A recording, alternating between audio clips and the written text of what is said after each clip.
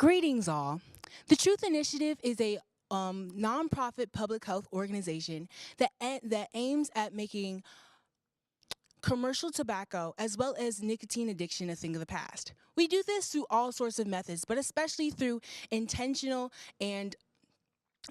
solutions through our Truth campaign, such as our two-part docuseries, Black Lives, Black Lungs. For over 90 years, the Black community has been targeted by strategic PR and marketing through strategic PR and marketing, which is why we thought it would be a great opportunity to collaborate with both PRSSA, Public Relations Student Society, as well as the Oakwood University chapter of NAACP to shed light on these harmful tactics. We hope to educate you through this documentary and then start a conversation through this panel that will allow us all to pursue a future where Black people, young people, and really all people are free from the grasps of big tobacco.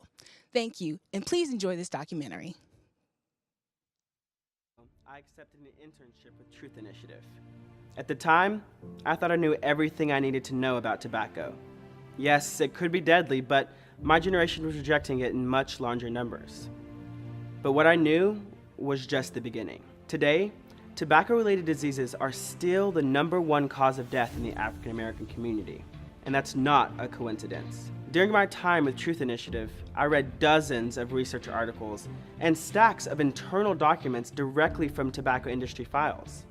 I learned that the tobacco industry strategically and successfully infiltrated my community. And while it's true that they targeted many groups, the targeting of the Black community has been uniquely damaging. Critics charge that the tobacco companies view Black smokers as a growing source of income.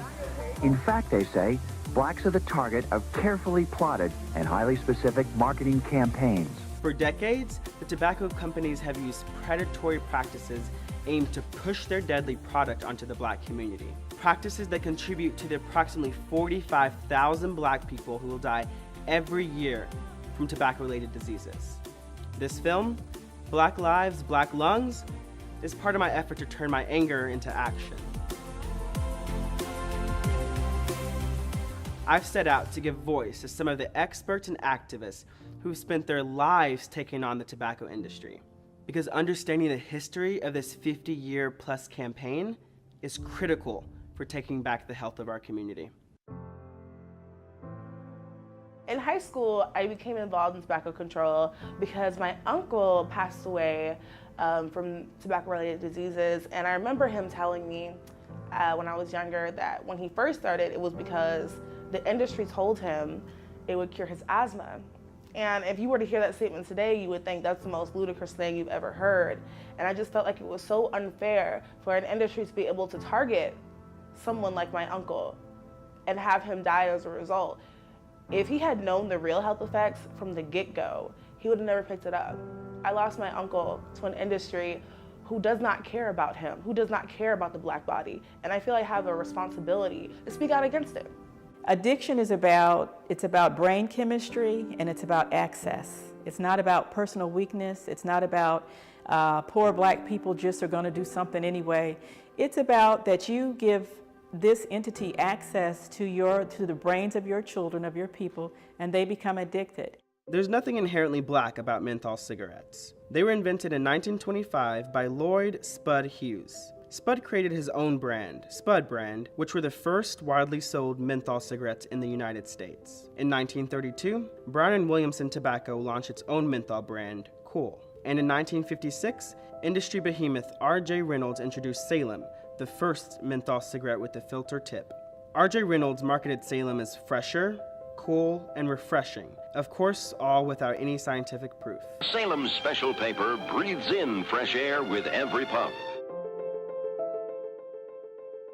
The death rates for African Americans who smoke hover around 49,000 per year. It's no accident that African Americans smoke more menthol cigarettes. One of the greatest marketing coups that took place in the 20th century is transforming menthol cigarette to the Black cigarette. The African Americanization of menthol cigarettes in the United States starts with finding a specialty product for African Americans following World War II. Many African Americans had moved to the North. There were specialty products being developed for them, certain hair creams, certain foodstuffs, and the tobacco industry, particularly some of them, began to realize we could market a particular brand to this group of people.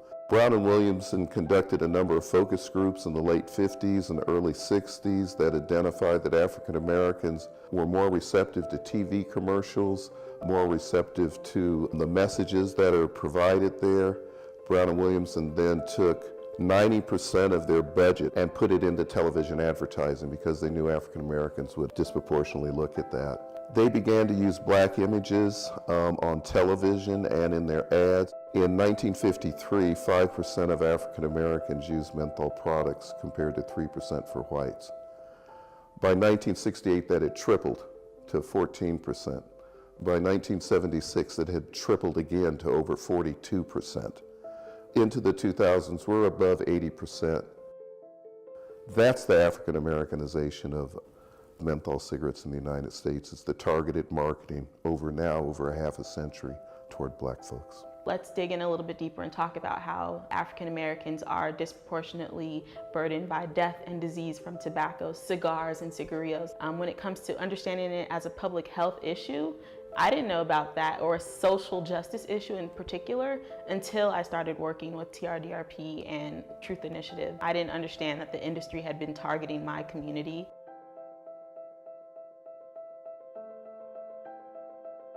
In the middle of Jim Crow. There's a civil rights battle going on, and the tobacco industry is way past that. They've got Elston Howard, catcher from the New York Yankees, black man selling cool cigarettes. They have executives in their offices in North Carolina that they're promoting while black folks can't even get a job or sit at a lunch counter. So they're way ahead of the curve. In 1971, the Public Health Cigarette Smoking Act banned the advertising of cigarettes on TV and radio. The tobacco industry was one of the first industries to recognize not all marketing needs to go toward white males. So it was good to see black people in the ads and to see that there were black models and that it wasn't all drugs and gangs. And so it was hard. People saw that and they were very much attracted to that. For decades, the tobacco industry has infiltrated the black community, infiltrated black institutions. In return, what the black community got was death and disease. We know the facts. We have the scientific knowledge that tells us that we die in larger numbers. If people stopped smoking, if people resisted using these products, it's a preventable disease. We wouldn't have to die in such large numbers. Why do some things still happen in society that we know are wrong? It's all tied to money. Why is the tobacco industry able to sell a product that will definitely, undoubtedly kill you? Because there's money tied to it. And money makes things happen. I found myself very touched and even upset over what I was seeing, because I saw lists of organizations that included organizations that I grew up in, organizations that I was currently a member of, and I had no idea that behind the scenes there were negotiations between the leaders of these organizations and tobacco companies where they were accepting money and sponsorships. So in the summer of 1984, I was in my preventive medicine residency at Johns Hopkins. I was doing internships around the country. And so one of the organizations I did an internship was with the Congressional Black Caucus Foundation. While I was there, I was very concerned about the relationship between the CBCF and the tobacco industry. So I started talking to other interns who were there, and then also my supervisors, to sort of see, what can be done. Is it possible to do something from the inside? Because I knew that the effect that it was having on African Americans in general. And so what they suggested was that I write a memo to the executive director. So the memorandum reads, I am very much disturbed by the Congressional Black Caucus Foundation's policy of promoting cigarette smoking. I am especially disturbed at the free distribution of cigarettes at CBCF functions.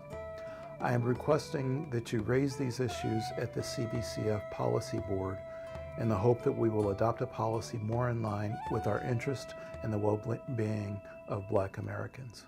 And that's how it begins. Unfortunately, somewhere in the neighborhood of 90% of all African American civil, religious, political, social organizations take money from the tobacco industry. That's just because we ain't got no money. They're buying, they're buying the silence of these people. The Congressional Black Caucus is a multi-million-dollar foundation, and last time I looked, at least half of their members take money from the tobacco industry. Now, not all of them do, and we tried to work, of course, with the ones that don't, like Karen Bass from Los Angeles and Barbara Lee from up here, Alma Adams in North Carolina. But it's a hard sell, and it's still a hard push to get groups to speak up against the tobacco industry. The tobacco industry has a very interesting and highly complex relationship with African Americans. Yes, the tobacco industry was the first, or among the first industries to give African Americans high-level executive jobs. They fund several Black scholarships, including the Thurgood Marshall Fund. They funded major civil rights organizations, including the NAACP, the National Urban League, the Congress on Racial Equality, and much more. They did give people in the entertainment industry their first leg up. But you can give me everything in the world, but at the end of the day, what is this industry doing? 47,000 African Americans a year die as a result of tobacco-related diseases. That is the leading cause of death in the African American community. There's not enough shiny trinkets in the world that you can give me in exchange for my life. There's not enough shiny trinkets in the world that you could give me in exchange for my brother's life, for my sister's life. It doesn't matter how much money you pump into the community. We are worth so much more. In my experience, people have been shocked to learn that, they fund so much, that their dollars reach so far. But I think that it needs to be known. I'm sitting at my desk one day in 1998 when the Surgeon General's report comes out, first report on racial and ethnic minorities and smoking, and it just kind of slapped me in the face that African Americans were dying disproportionately of tobacco-related diseases across the board. I was actually one of the first to start looking at what the industry had written in their own words about their plans to market their products to African American communities, and looking at their relationship building with African American organizations and organizations that I was currently a member of, and I had no idea that behind the scenes there were negotiations between the leaders of these organizations and tobacco companies where they were accepting money and sponsorships. Tobacco-related diseases was really, I saw, a main cause for the health disparities that were affecting my community. I couldn't turn my back on this. I just couldn't. And one of my colleagues actually saw me crying at my desk at UC San Francisco because I was just so upset over what I was seeing, and she asked a question, I wonder if others in your community would have this kind of reaction to these documents. We then got funding to do another project where we took the documents to groups of African American smokers and young people, elderly people in the community, to find out if they would have a similar reaction. And it was very clear that this was information that they didn't have, that they wanted it, that they wished that they had had prior to them picking up a cigarette. I work with the group, the African American Tobacco Control Leadership Council. Our tagline is Saving Black Lives, and that at bottom it is a social justice question. You might look at it this way: when you have the tobacco industry targeting of African Americans, disproportionately advertising in our communities, giving away free samples, menthol products are less expensive in the African American community.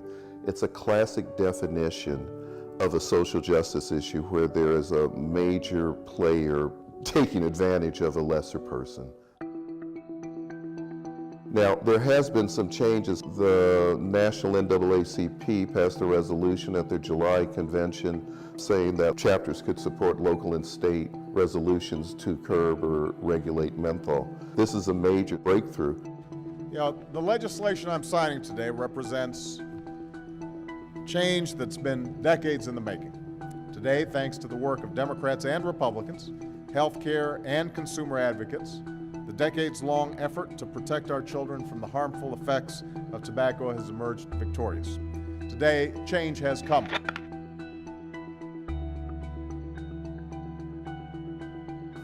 It's always been an uphill battle. Look at the black folks who fought to set up the Underground Railroad. Look at the black folks who fought Jim Crow. If we're going to fight this, then you're in it for the long haul. Our communities are under great stress, so we need healthier lifestyles, but we don't need people dumping this poison in our neighborhoods. If you know someone who smokes, who's black, they probably smoke menthol cigarettes. Tell their story.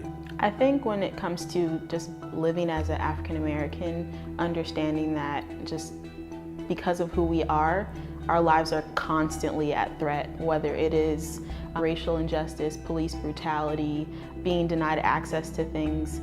All of these issues are layered and connected.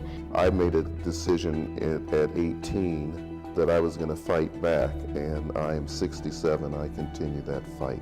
Black Lives Matter, hands up, don't shoot. I can't breathe. I think we're all answering the same question. What is the worth of the black body in the United States of America?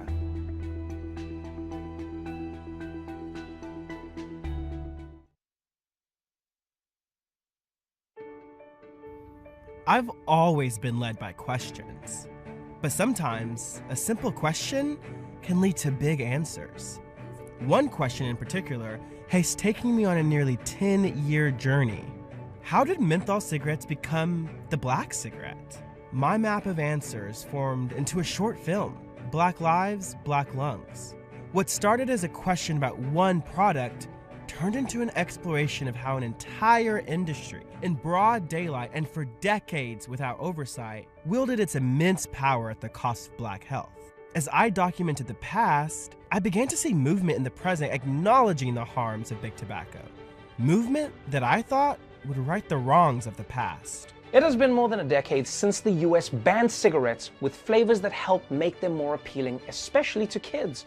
But the most popular flavor got a special exemption, and that may be about to change. The FDA's expected plan to ban menthol in cigarettes would be a victory for advocates who note the tobacco industry has targeted the black community with menthols for decades. It's making menthols cheaper in black communities, more price discounts in black communities, strategic partnerships with black-led organizations, the Cool Jazz Festival, really a variety of ways to really focus on transforming menthol into a black cigarette.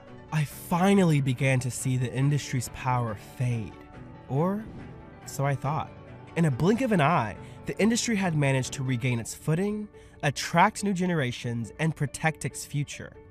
All with a new product that served as a golden loophole. After decades of successful work by public health to make the harms of traditional tobacco known, a new fight had already begun. I started thinking about a whole new set of questions and found myself going back to the past for clues.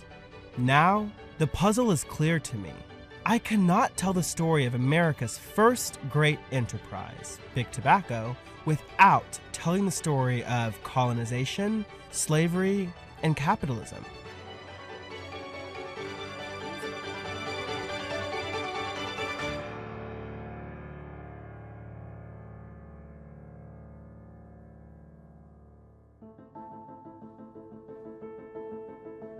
The true origins of the actual tobacco plant are far removed from the commercialized, chemical-laced product we know today. Just as colonizers stole land and resources from indigenous people when they invaded and pillaged North America, they also stole a sacred plant, tobacco. Many indigenous people view tobacco as sacred. However, unsurprisingly, indigenous people soon began to see the industry appropriate their culture when it became convenient to their bottom line.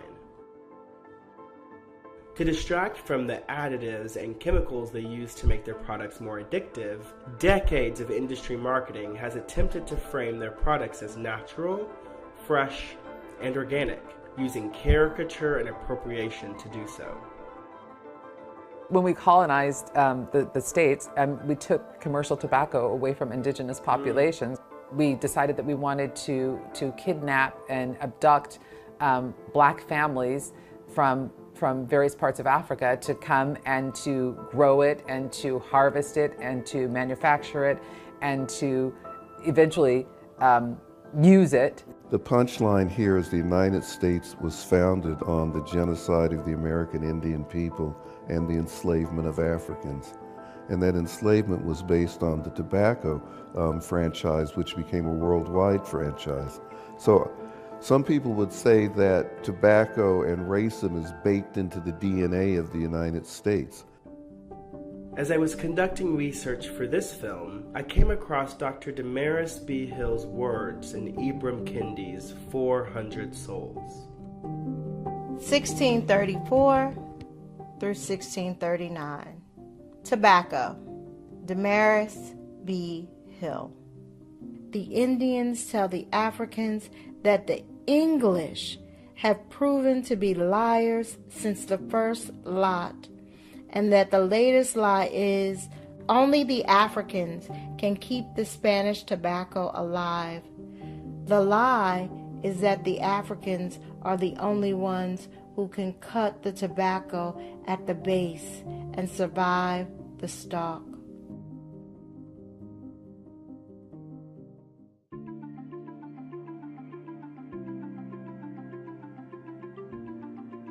Flavors are at the center of Big Tobacco's playbook. Menthol is a flavor. The chemical compound masks the harshness of tobacco and, as the CDC warns, makes it harder to quit. A 2009 law outlined all flavors in cigarettes, except menthol. Menthol disproportionately impacts black people, and only a successful 50-plus year campaign has transformed the flavor into an untouchable beast in both cigarettes and e-cigarettes. Well, let's be clear, it was a nicotine delivery device, and nicotine is one of the most addictive products that we know, and it's being pushed, even though initially by small groups of people, we saw that the tobacco industry was getting involved. So it became clear pretty early on that what we were dealing with was the second movement, cigarettes being the first movement, e-cigarettes now being the second movement of the tobacco industry. Tobacco companies advertise cigarettes as being fresh, cool, and a sign of independence and freedom. Doctors were even used to advertise cigarettes, going as far as claiming that menthol cigarettes helped asthma. Now, the introduction of e-cigarettes followed a similar path. E-cigarettes were marketed as modern, sleek, and innovative way to consume nicotine. In 1994, 7 tobacco industry executives were called before Congress to answer questions under oath. I don't believe that nicotine or our products are addictive. 25 years later, the co-founder of Juul was also called in front of Congress to testify about Juul's products under oath. Put simply, Juul Labs isn't big tobacco. We are here to eliminate its product, the cigarette. However, 7 months before this hearing, Altria, maker of Marlboro and largest tobacco company, purchased a $12.8 billion stake in Juul. Moving from smoking to potentially less harmful choices. And from being known as a tobacco company to being recognized as a tobacco harm reduction company. I've been aware of e-cigarettes as a potential harm reduction approach. But when the e-cigarettes started to be flavored, I knew that they were probably moving away from cigarettes and even menthol cigarettes and moving towards another product. With the explosion of e-cigarettes on the US market, the industry began rebranding in an attempt to profit not only from traditional cigarettes, but also from the proposed solution, e-cigarettes. That's where the industry's focus is. The future.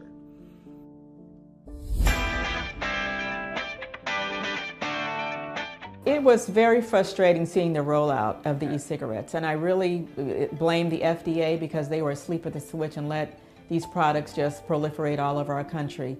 I think somewhere around my sophomore and junior year, I remember I would be walking on campus and I would just smell like cotton candy, or I would smell like something like fruity. It hit me like later, I'm like, that's like an e-cigarette, like the smell of like the flavors.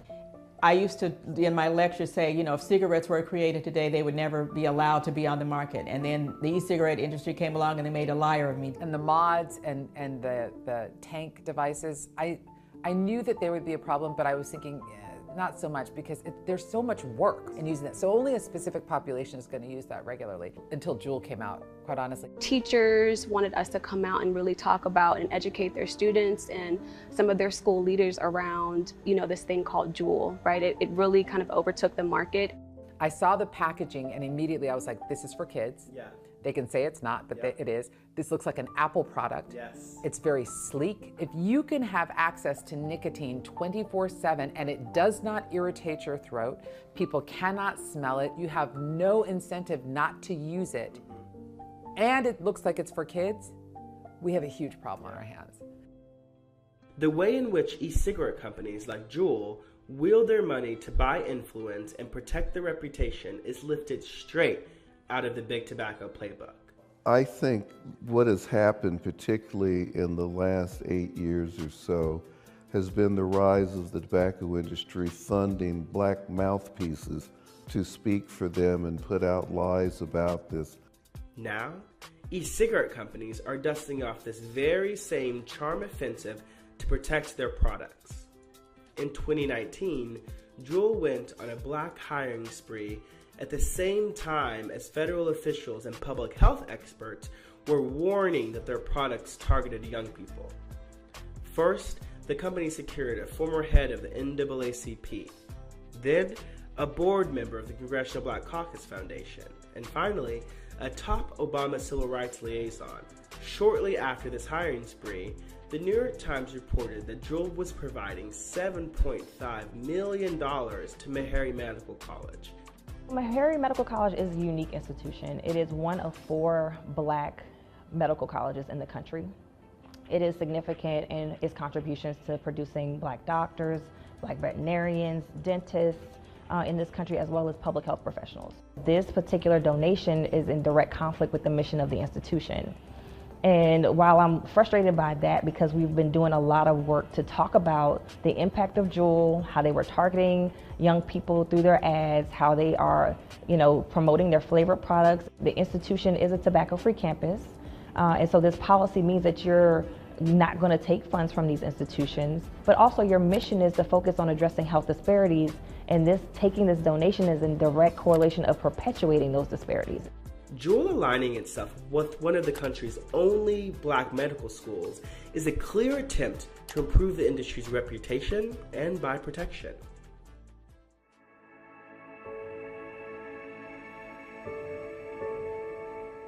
It's true. Harm reduction is a proven public health strategy focused on providing evidence-based, lower harm alternatives for those who don't quit harmful substances. But in recent years, the tobacco industry has co-opted the term as a way to introduce new nicotine products to attract new users. While e-cigarettes and other non-combustible nicotine products may help adults who are trying to quit smoking, for young people who have never smoked, they are just another pathway to a potential lifetime of nicotine addiction. Big Tobacco is attempting to profit off of the problem they created by positioning themselves as a solution. I never saw e-cigarettes as the savior for smokers. And we need to quit. We don't need to switch. We're not trying to take our people and make them lifelong customers of Juul. Here's a harm reduction approach right now. Let's reduce the amount of marketing that are in black and brown neighborhoods. Why don't we try that? Let's try to restrict sales. So there are a whole lot of things that we can do in terms of harm reduction. We don't need to peddle more drug devices. The first great American enterprise, Big Tobacco, has been alive and well ever since the first tobacco seeds were planted in Virginia in 1610. Now they have new and sleek products, but the industry is never far from its origin. By expanding product portfolios, attracting younger customers with e-cigarettes, and spending billions to improve industry reputation, Big Tobacco is attempting to distract the public and regulators from its true origins and goals. But we will not let them get away with it. Our collective power is growing. Our people are not new to holding industries accountable. Understanding origins is our path to be stewards for our communities. On watch, so history doesn't have to repeat itself.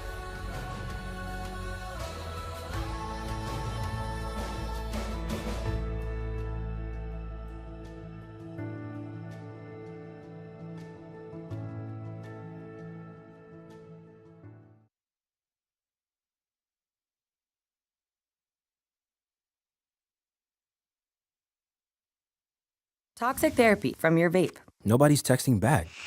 Let's jump to conclusions. They're all hanging out? Mm-hmm. Without me? Exactly. Stay with that. Vaping nicotine can intensify feelings of anxiety. Find solutions at thetruth.com.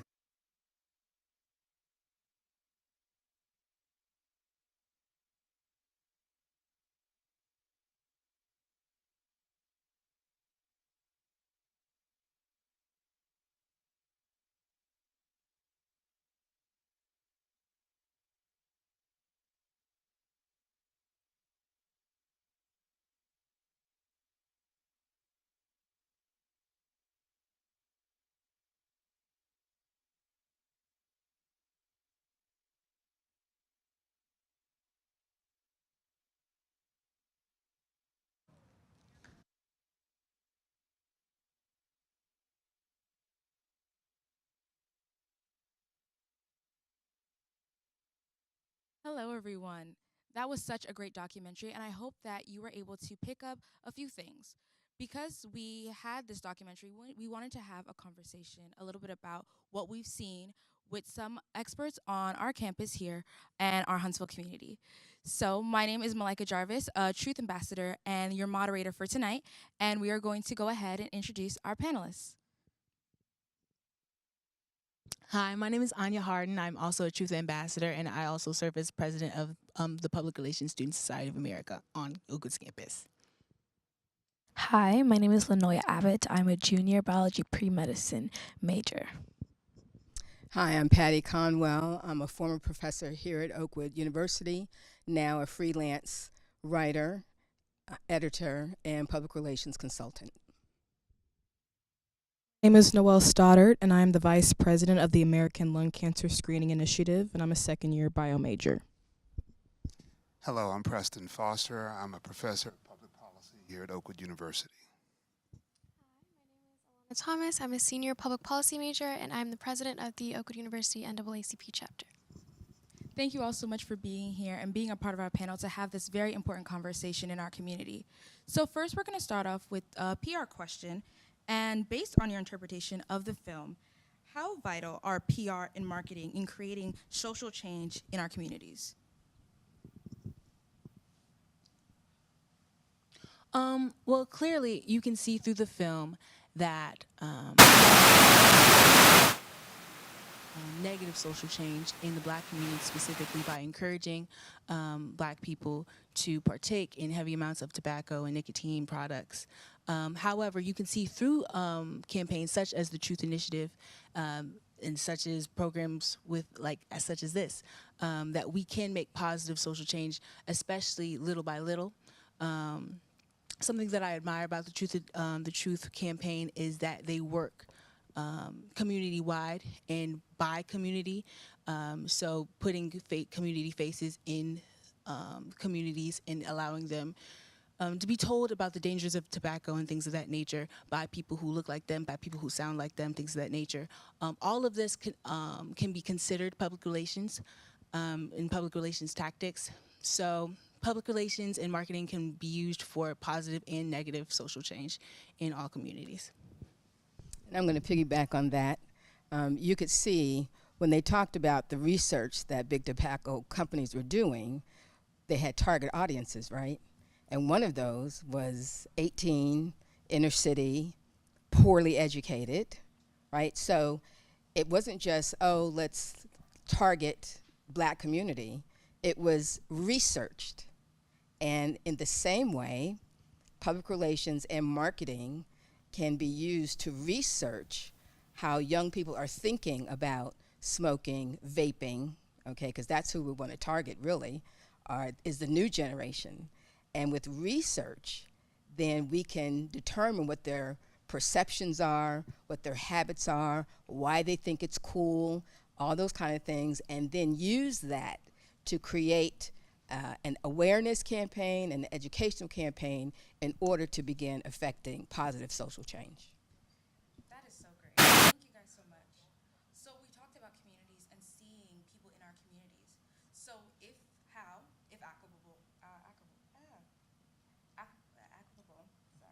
have you seen big tobacco community, big tobacco in your communities, targeting blacks, young people?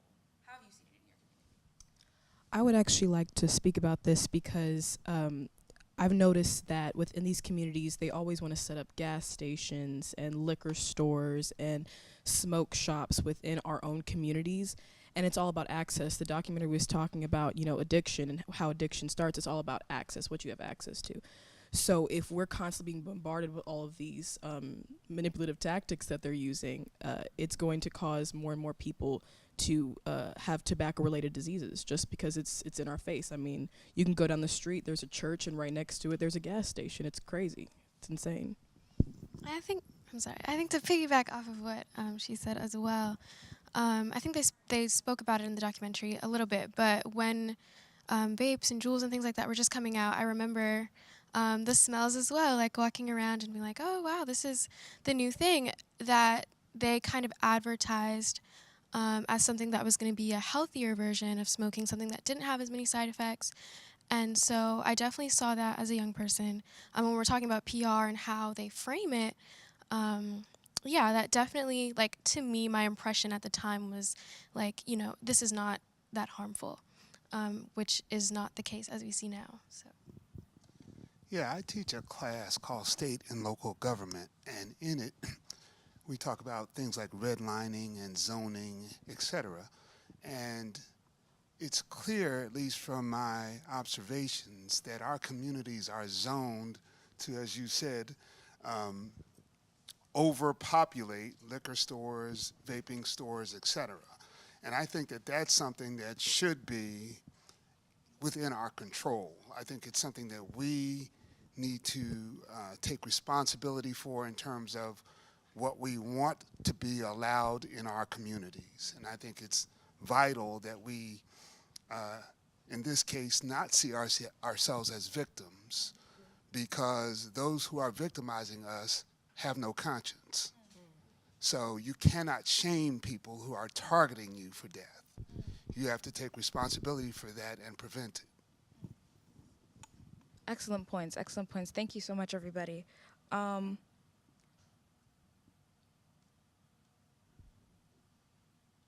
So, how is this particular, the ads and it being put in certain areas, how is it affecting our community's health? I know we talked about, like, seeing the ads and it's being marketed, but, like, how is it affecting our health for our communities? What are the trends that we're seeing?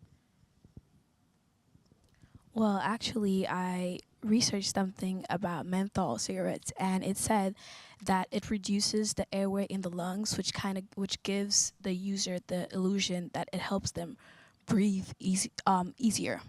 But it actually doesn't. It doesn't have any health benefits. So as they continue to use, it feels so pleasing and stuff, but it's actually damaging the lungs, having effects on breathing, appearance, so many things in our body and in our systems, which which later on, unfortunately, results in death. I also wanted to add that I feel as though they're profiting off of our illnesses, like the tobacco industry. We end up with higher rates of tobacco-related diseases. We end up in the hospital. The healthcare system gets more money from us because we keep getting sick. People keep dying, and they just keep making more and more money. So it's a vicious cycle that only they are benefiting from. So. And if you actually look at the ads, everybody looks happy. They're having a good time. They look healthy.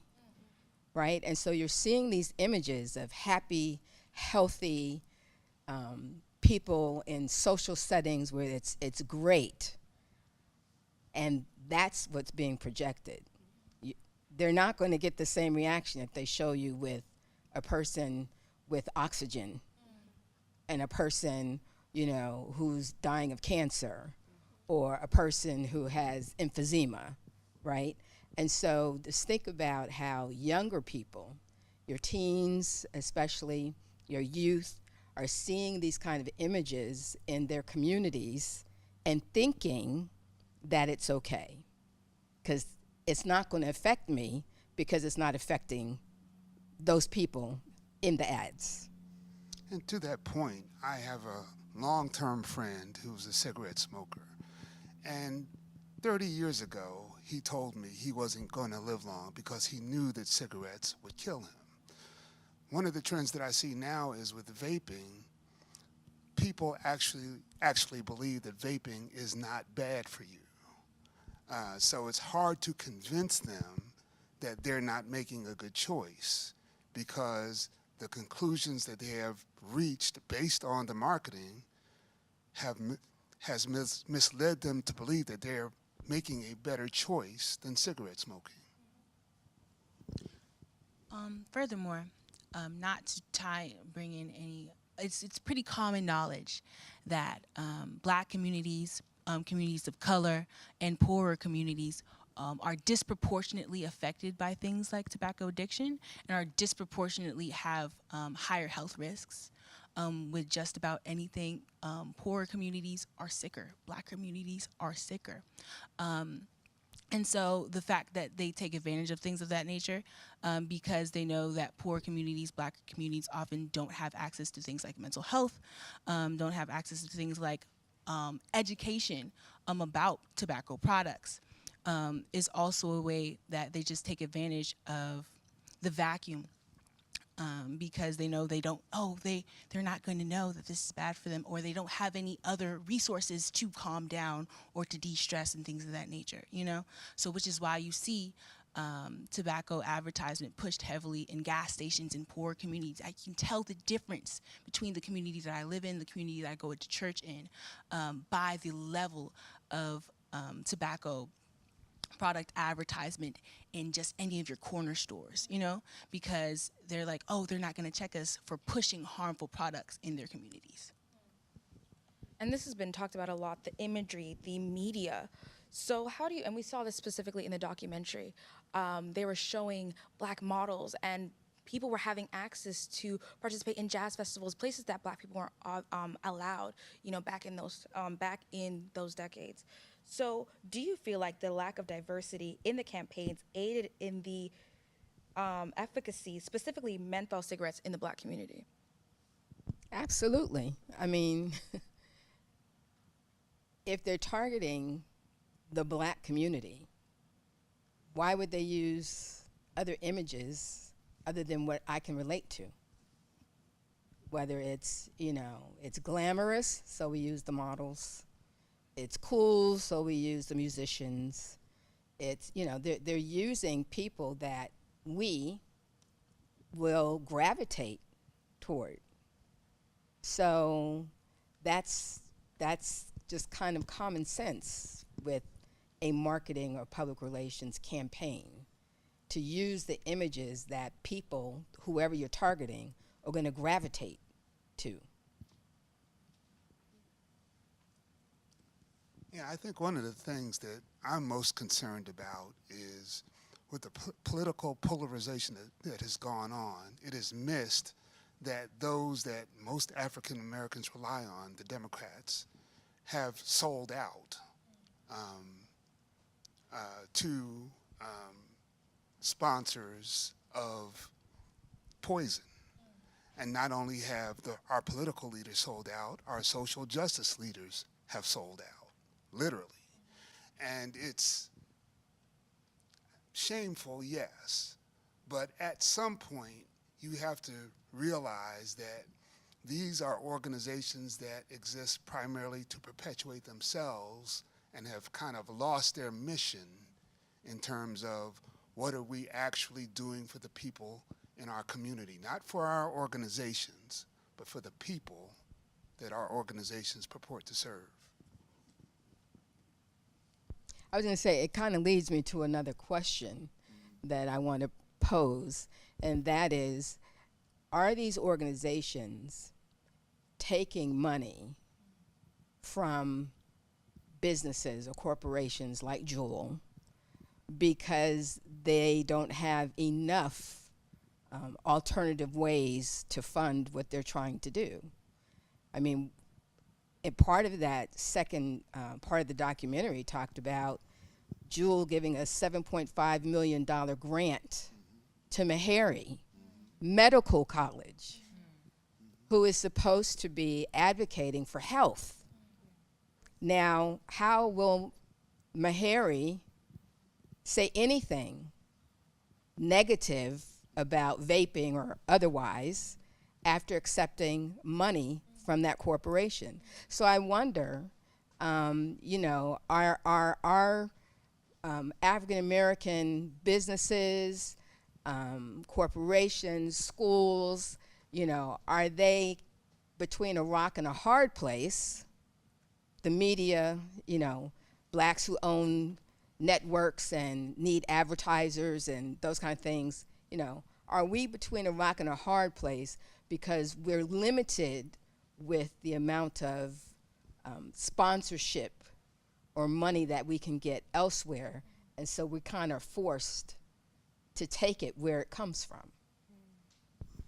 I mean, I think, speaking from a perspective of, I used to be, or I am a CVCF alumni, intern alumni, and so in the documentary when they were speaking about, you know, how they're taking money from tobacco companies, that was surprising to me because, like you said, the tobacco companies are single-handedly harming our communities. But one thing I learned while I was there and while I was working in Congress with alongside other Congress members is that we oftentimes have to partner with people that we don't necessarily agree with in order to get things done. And that was something that was shocking to me because on the outside looking in, you're thinking like, this is a group of people who are here to advance the rights of the Black community. But unfortunately, like, our government system is run in a way that makes it almost impossible to stick to your own agenda, if that makes sense. And so it is really sad that we've kind of put ourselves in this position where we have compromised our core values, like Professor Foster was saying, in order to advance our own agenda. We've had to compromise, and I think that is sad. Because we are simultaneously crippling ourselves by doing so, by taking money from these corporations that are doing this harm to us. I want to pose a question, because Alana, you brought up a good point. What can we do to help the next generation to stop this endless cycle from menthol cigarettes now to vape? What can we do to aid the next generation so they're made aware of the harmful effects of Juul? The harmful effects that these can have on our communities. And then this is going to be two-parter. And then how can we hold organizations like the Congressional Black Caucus Foundation, how do we hold them accountable to protect our community and our next generation? Answering the first question, we can go back to the exact same ways that the tobacco companies reach people, through public relations, through social media. That's literally how the world runs. People make money from posting. People influence so much just because of who's holding it, who's saying it, and who's doing it. So definitely utilizing those avenues, reaching the younger generation, doing what we're doing right now, having the tough conversations, educating people, because at some point I didn't know about this.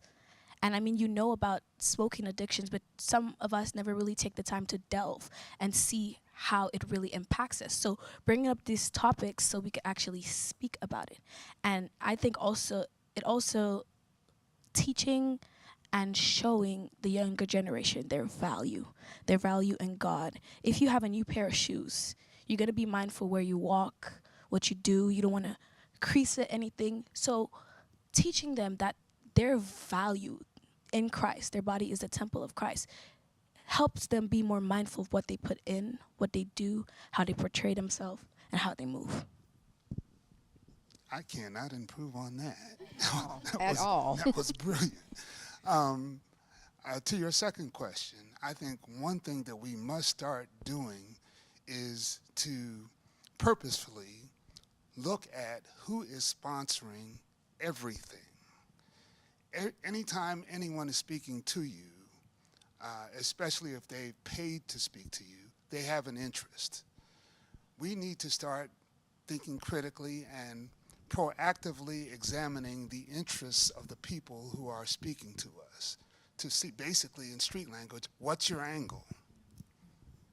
And we need to hold our organizations responsible for giving them access to us simply because they have an angle that some dollar signs are facilitating. So I think that we need to be more purposeful and proactive in asking the question, what's your angle? And I also want to say that there has to be something said about parental involvement and social media, because I know that, and this is to answer the first part of the question, I know that this generation, especially during COVID, nicotine jewels, when we saw those jewels, like the flavors and the sweet stuff, like that was popular. It was marketed to young generations. It was very obvious that it looked like an Apple device. It looked, what our generation would consider to be cool. And so when I start looking back to like how social media really influenced the nicotine addiction within teenagers in general, you would be scrolling and every kid always had a vape on them in the school bathroom. Everybody had a vape. That was just the thing. It was like the new trend, but it was an addiction. So I think that with parental involvement, this new generation, I know when I was younger, I went outside to play. I wasn't scrolling endlessly through TikTok and seeing all the things that I probably shouldn't have been seeing at my age. And so I feel like with more parental involvement, there can be, less involvement in certain parts of social media, because social media is very dangerous for our generation. It's just coming at us so quick. Information comes at us so quickly. And so it's just kind of overwhelming. And I feel like parental involvement, more of it, would definitely help these younger generations, avoid starting nicotine addictions early on. And I think especially as it pertains into going to the next generation, just plain old awareness and plain old education are really the things that we need to hold on. For instance, my biggest point when I talk about this is the fact that Generation Z was supposed to be the generation to beat big tobacco, because it has been pushed for the last couple of decades. That cigarettes are dangerous, so much so that within our generation, we don't really see kids my age, 21, 22, smoking a Black and Mild. And that's because at this point, we have gotten to the point where cigarettes are synonymous with death. Cigarettes have some sort of negative stigma, especially in areas where that are more educated. Our generation tends to try and go out and get more information. And so we have our generation that is like, cigarettes, ew, you know what I'm saying? And we need to push it to the same extent with vapes and with whatever new tobacco product that they push, because they're going to try the same tactics over and over again. But if we allow ourselves to be made aware and to push push education so that there is a negative stigma with whatever tobacco product that is pushed in the new generation, we can keep the new generation from succumbing to the same trap that our parents, our aunties, our uncles were succumbing to, because they did not have the education that we have access to now. You are so correct. And this is the point of this panel and the screening that we're doing in the MAC, to educate our Huntsville community, our Oakwood community, so that we can protect the next generation and we could at least start the change that we want to see in our community. So I want to say thank you all so much for being here and being a part of our conversation. And for those who are in the MAC or watching online, thank you so much for watching. And I hope that you are able to learn and take away anything from this panel. For more information, please visit truthinitiative.org, and you can check us out on social media, Twitter, LinkedIn, Instagram for any more information. Again, thank you all so much for watching and supporting Truth Initiative and our panel. Thank you so much and have a great night.